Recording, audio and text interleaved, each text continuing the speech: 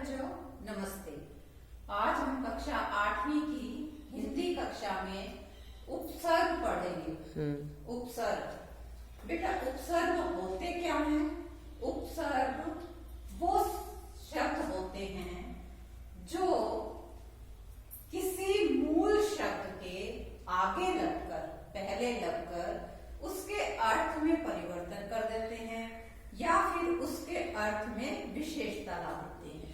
जैसे कि ये परिभाषा मैंने ब्लैक बोर्ड पर भी लिखी है कि उपसर्ग जो सार्थक शब्दांश मूल शब्द के पहले जुड़कर उनके अर्थों में परिवर्तन लाते हैं अथवा उनमें विशेषता उत्पन्न करते हैं, उन्हें उपसर्ग कहते हैं। उपसर्ग क्या समझे बेटे? उपसर्ग का मतलब है कि वो सार्थक शब्दांश जो किसी सार्थक मूल शब्द के पहले लगकर, उसके आगे लगकर उसका अर्थ बदल देते हैं या उसके अर्थ में विशेषता ला देते हैं, वो उपसर्ग कहलाते हैं। अब ये शब्दांश कैसे होने चाहिए? सार्थक होने चाहिए। सार्थक का मतलब है कि वो शब्दांश भी कुछ अर्थ हो उस शब्दांश का, निरर्थक नहीं होना चाहिए। वो शब्दांश सार्थक शब्दांश हो और वो मूल शब्द के सामने लगकर, आगे लगकर, उससे पहले लगकर उस मूल शब्द के अर्थ में ही परिवर्तन ला देता है, उसका अर्थ बदल देता है या उसके अर्थ में कुछ विशेषता उत्पन्न कर देता है, विशेषता ला देता है।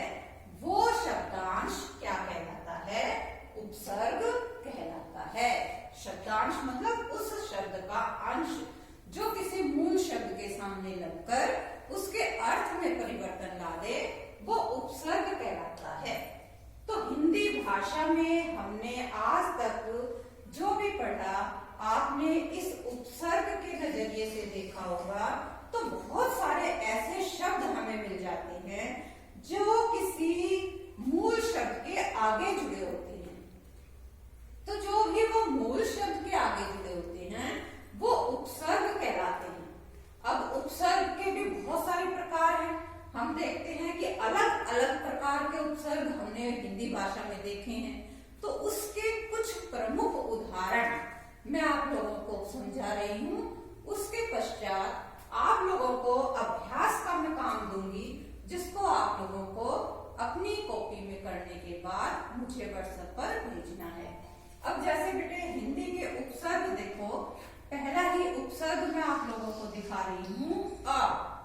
अब आ उपसर्ग जब किसी मूल शब्द के सामने लग जाता है तो उसके अर्थ में किस तरह से परिवर्तन ला देता है और किन किन शब्दों के सामने हमने आज तक आ उपसर्ग को पढ़ा है या देखा है, तो वो आप अपनी हिंदी की किताब में ढूंढोगे तो बहुत सारे ऐसे शब्द मिल जाएंगे जिन शब्दों के सामने आ उपसर्ग लगा होता है।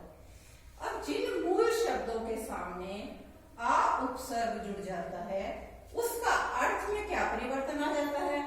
तो उसके परिवर्तन क्या होगा बेटा? इसका मतलब क्या है कि आ जहां जुड़ गया उस शब्द का अर्थ बदल जाएगा और वो हो जाएगा निषेध। निषेध का मतलब पता ही आप लोगों को, नहीं, रहित, अभाव, हीन। अब जिन मूल शब्दों के सामने आ उपसर्ग जुड़ गया तो उसका अर्थ हो गया अभाव, अन्याय, अधर, अहिंसा, अमर, अगम, अकल्पनीय, अनाथ, अकर्मण्य। अब इसके अर्थ में क्या परिवर्तन आया? अभाव का अर्थ है कि जिसमें कमी हो। अन्याय, न्याय, न्याय से पहले जुड़ गया आ, बन गया शब्द नया अन्याय। अन्याय का मतलब है कि अत्याचार। अधर्म, जहां धर्म नहीं हो। हिंसा, हिंसा से पहले जुड़ गया आ, अहिंसा। हिंसा का मतलब होता है मारपीट, अहिंसा का मतलब होता है शांति। मर, मर मतलब मर जाना। आ जुड़ गया अमर, जो कभी ना मरे। अगम, जाना। आ जुड़ा अगम,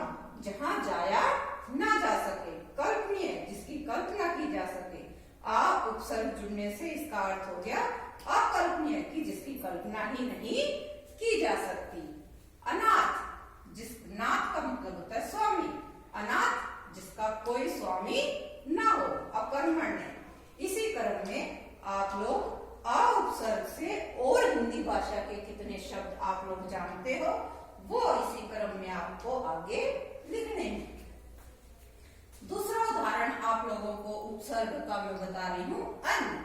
अन जहां भी लग जाता है, ये अन उपसर्ग जिस भी शब्द के सामने लग जाता है उसके अर्थ में क्या परिवर्तन आता है, परे या फिर अभाव। अनगिनत जिसको गिना ना जा सके, जो गिनती से परे हो। अनगिनत, अनबन, अनजान, अनपढ़, अनावश्यक, अनुचित, ये सभी शब्द किस उपसर्ग के उदाहरण हैं, अन उपसर्ग के। कि इन शब्दों के सामने अन उपसर्ग लग गया तो इनके अर्थ में परिवर्तन आ गया। जैसे गिनित, गिनित मतलब गिना जा सके, अन लगने से क्या हो गया, जिसको गिनाना जा सके, गिनती से परे। अनजान जिसको जाना ना जा सके, अनपढ़ जो पढ़ा लिखा ना हो, अनावश्यक जिसकी आवश्यकता नहीं हो, अनुचित जो उचित नहीं हो। तो इस तरह से जब उपसर्ग किसी मूल शब्द के सामने लगने से उसके अर्थ में परिवर्तन कर देती हैं तो वहां क्या कहलाते हैं, ये उपसर्ग कहलाते हैं। जैसे अप उपसर्ग। अप उपसर्ग जिन शब्दों के सामने लग जाते हैं, जिन मूल शब्दों के सामने लग जाते हैं, उसका अर्थ क्या बदलता है, बुरा या विपरीत, उसके अर्थ में परिवर्तन आ जाता है। अब अप शब्द के सामने अप लग गया तो अप शब्द के बुरे शब्द, ठीक है। अपमान जिसका मान ना हो, अपयश जिसका यश ना हो, अपव्यय जो अधिक खर्च किया जाए, अपहरण जिसका हरण कर लिया जाए। इसी तरह से अव जिन शब्दों के सामने लगता है उसका अर्थ क्या बदलता है, निश्चय या अभाव, अवकाश, अवगुण, अवधारणा, अवतरण। इन शब्दों से आप लोगों को अव उपसर्ग लगाकर और भी बहुत सारे शब्द मिल जाएंगे जिनको आपको लिखना है। उपसर्ग जहां लगेगा उसका अर्थ है समान, छोटा या गौण। उपकार, उपविषय, उपकर्म, उपग्रह। ऐसे ही उपसर्ग से और कौन कौन से शब्द आपने पढ़े हैं वो अपनी किताबों से ढूंढकर आप लोग लिखोगे। इसी क्रम में उन उपसर्ग जहां लगता है उसका मतलब होता है एक कम। हिंदी की गिनतियों में आप लोगों को इस उपसर्ग का प्रयोग बहुत मिलेगा। जैसे 19 का अर्थ है कि 20 से एक कम, 29 30 से एक कम, 49 40 से एक कम, 59 60 से एक कम, 69 70 से एक कम।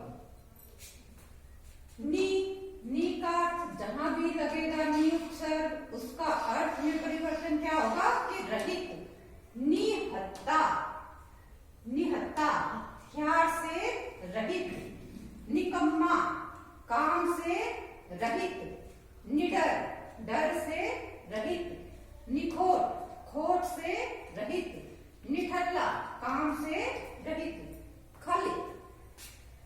बा उपसर्ग जिन शब्दों के सामने लगेगा उसके अर्थ में क्या जुड़ जाएगा बेटा, साथ। बा अदब, अदब के साथ।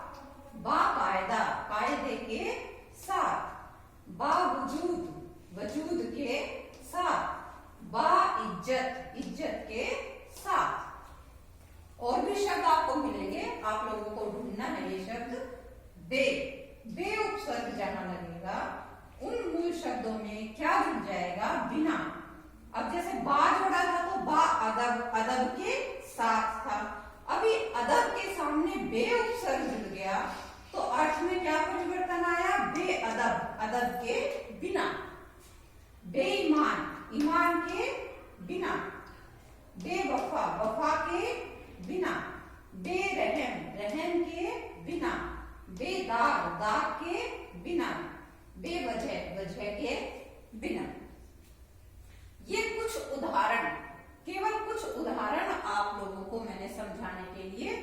बताए हैं और उनके अर्थ भी आप लोगों को बताए हैं और उसके साथ नए शब्द कैसे बन जाते हैं वो भी आप लोगों के सामने मैंने समझाया है। तो इसी क्रम में आप लोगों को अभ्यास काम में क्या करना है बेटा कि ये कुछ उपसर्ग मैं आप लोगों को दे रही हूँ और इनके अर्थ लिखकर, जैसे मैंने आप लोगों को अर्थ लिखा, पहले उपसर्ग लिखा है, फिर उसका अर्थ लिखा है, फिर उससे नए शब्द क्या क्या बने, ये उपसर्ग लगने से नए शब्द क्या क्या आप लोगों को बनाए हैं। इसी तरह से इस अभ्यास काम में आप लोगों को मैं जो ये उपसर्ग दे रही हूँ उससे नए शब्द बनाने हैं, उनके अर्थ लिखने हैं और हर बच्चे को कम से कम एक उपसर्ग से 5 नए शब्दों का निर्माण करना है। जैसे मैंने आपको दिया परा, परा उपसर्ग से आप लोगों को 5 नए शब्द बनाने हैं। जैसे पराजय, अभी दिया अभिमान, प्र दिया प्रदेश, प्रति दिया प्रतिलिपि, सु दिया सुपुत्र, चौ चौमासा, चौराहा, भर भरपेट, अध पका, हम सफर, कम कमतर, ना समझ, गैर जरूरी, बदजुबान। तो एक एक शब्द मैंने आप लोगों को इनसे उदाहरण के लिए बताए हैं बेटे, पर आप लोगों को कम से कम कितने शब्द बनाने हैं? 5 शब्द। तो परा उपसर्ग लगाकर आप 5 शब्द बनाओगे, अभी उपसर्ग लगाकर आप 5 शब्दों का निर्माण करोगे, प्र लगाकर 5 शब्दों का निर्माण करना है आपने, प्रति लगाकर 5 शब्दों का निर्माण करना है, सु लगाकर 5 शब्दों का निर्माण करना है, चौ लगाकर 5 शब्दों का निर्माण करना है, भर, अध, हम, कम, ना, गैर, बद। ये सभी उपसर्गों का प्रयोग करते हुए आप लोगों ने कम से कम 5-5 शब्दों का निर्माण करने के बाद अपनी कॉपी की फोटो आप लोगों को मेरे व्हाट्सएप ग्रुप पर भेजनी है। और इस काम के लिए आप लोगों को मैं देती हूँ केवल 3 दिन का समय। 3 दिन में आप लोगों को ये काम कंप्लीट करना है और मेरे व्हाट्सएप ग्रुप पर भेजना है। धन्यवाद।